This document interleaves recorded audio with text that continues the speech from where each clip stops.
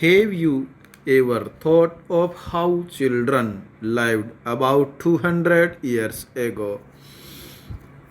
Now most girls from middle class families go to school and often study with boys. On growing up, many of them go to college and universities and take up job after that. Next, they have to be adults before they are legally married, and according to law, they can marry anyone they like from any caste and community, and widows can remarry too. All women, like all men, can vote and stand for elections. Of course, these rights are not actually enjoyed by all. Poor people have little or no access to education, and in many families, women cannot choose their husbands. Next,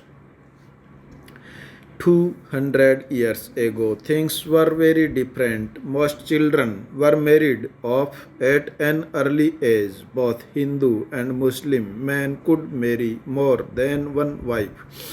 In some parts of the country, widows were praised if they choose death by burning themselves on the funeral pyres of the husbands. Women that died in the manner whether willingly or otherwise were called sati, meaning various women's rights to property were also restricted. Beside, most women had virtually no access to education. In many parts of the country, people believed that if a woman was educated, she would become a widow. Next, from the early 19th century, we find debates and discussions about social customs and practice taking on a new character.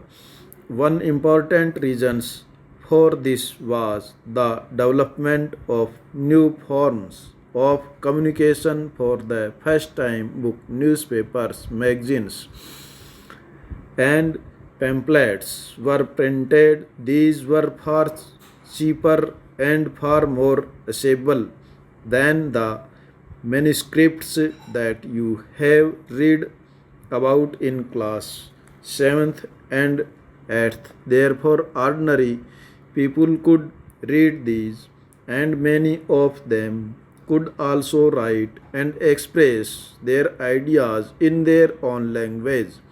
All kinds of issues, social, political, economic, and religious, could now be debated and discussed by men and sometimes by women as well. In the new cities, the discussions could reach out to a wider public and could become linked to movements for social change. Next, difference between men and women were not the only one in society. In most regions, people were divided along line of caste. Brahmans and others considered themselves as upper caste. Others, such as traders and often referred to a Vaishya, were placed after them. Then came peasants and artisans, such as weavers and potters, referred to as a Sundars. And at the lowest run were those who labored to keep cities and villages clean or worked at jobs that upper caste considered polluting.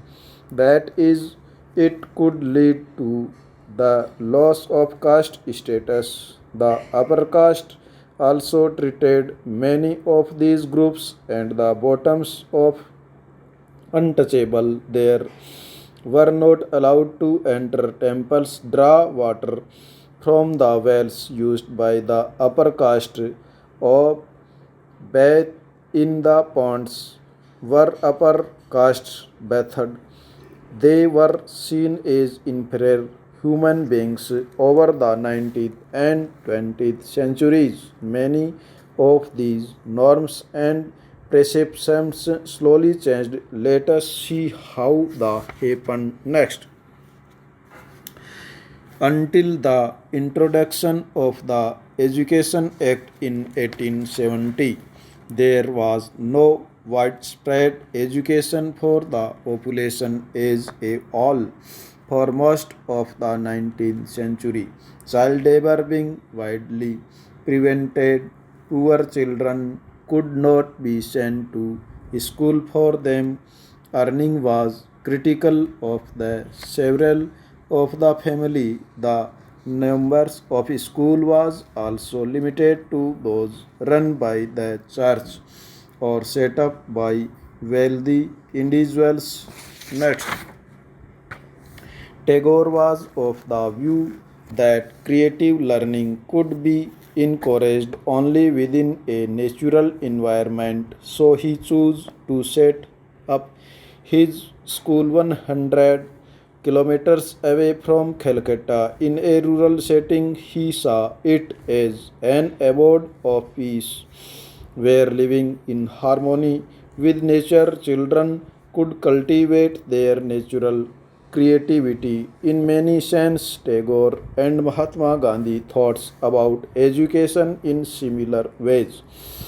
There were, however, differences too. Gandhiji was highly critical of Western civilization and its worship of mechanism and technology. Tagore wanted to combine elements of modern Western civilization with what he saw is the best within Indian traditions. He emphasized the need to teach science and technology along with art, music, and dance. Next, many individuals and thinkers were thus thinking about the way a national educational system could be fashioned.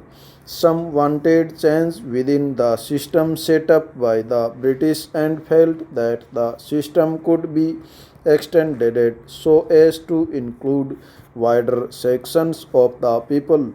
Others urged that alternative systems be created so that people were educated into a culture that was truly national. Who was a define what was truly national. The debate about what this national education ought to be continued till after independence.